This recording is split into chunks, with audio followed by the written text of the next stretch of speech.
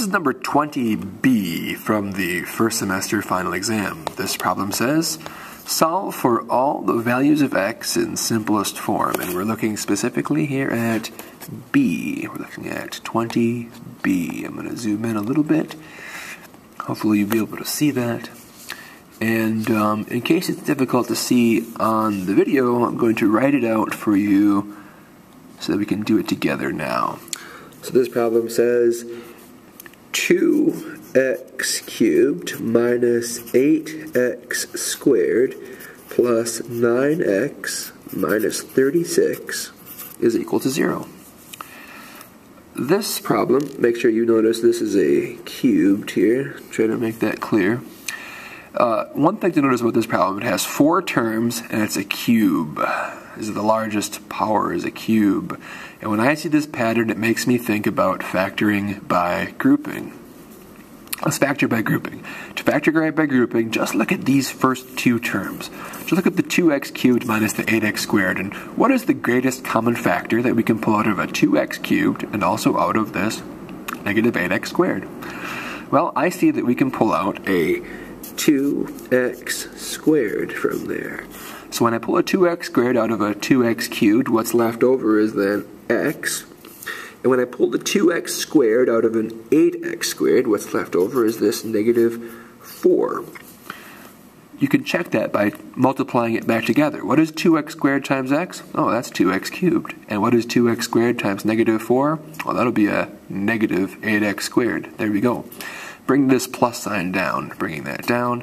And now we're going to look for what is the greatest common factor of a 9x and out of this 36.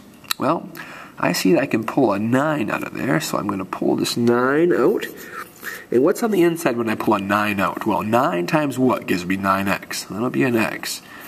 Now, minus 9 times what gives me 36? Well, that'll be a 4. Now, this is very important. In order for this to work, this term has to be the same as this term, and it is, which is a very good sign. All of this is equal to 0. Now, since this factor is the same as this factor, we get to pull out those 2 factors to the outside. And it looks like this. So we have x minus 4, the quantity x minus 4, times this part, 2x squared, plus this part, plus 9. Now, this is all equal to 0, so automatically we can see one possibility is that x equals 4, because if x minus 4 is equal to 0, that means that x could equal 4. This term doesn't factor anymore, and so the best way to do this one is going to be to just try to solve it. So one possibility, of course, was what we said, the x minus 4 equals 0, which means that x equals 4 would be one of the solutions, right? The other possibility, though, is that 2x squared plus 9 equals 0. Let's solve this one together now. One way to go would be using the quadratic formula, where we have a is a 2, the b is a 0, because you see there is no term that has an x, so the b would be a 0, the c would be a 9. You could do it that way, but it'll take a little bit longer. Let's just subtract 9 from both sides here. So now we have 2x squared is equal to negative 9. Now I'm isolating this x. How can I isolate this x? Well, let's divide both sides by 2 to keep going. So now we have x squared is equal to negative 9 over 2, right? Now how can I isolate the x? Well, I can take the square root of both sides. So I take the square root of this side, take the square root of this side.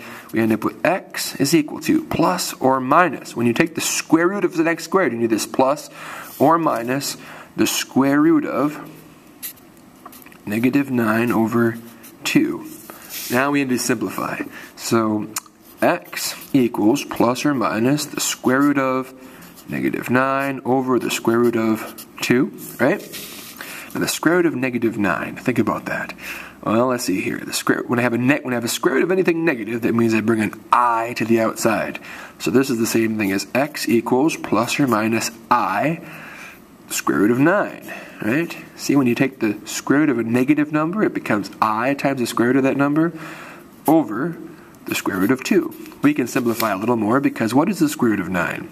Well, the square root of 9 is 3. So this is the same as plus or minus 3i, right? over the square root of 2. And we don't like to leave our answers with a radical in the denominator. So let's use the, let's rationalize this denominator to keep on simplifying.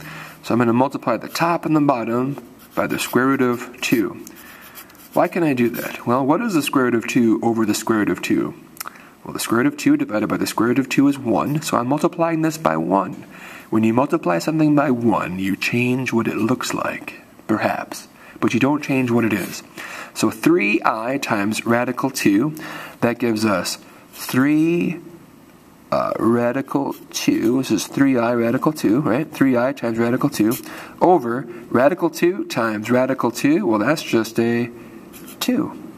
And this can't be simplified anymore, but I need to be careful not to lose this plus or minus. Don't forget those.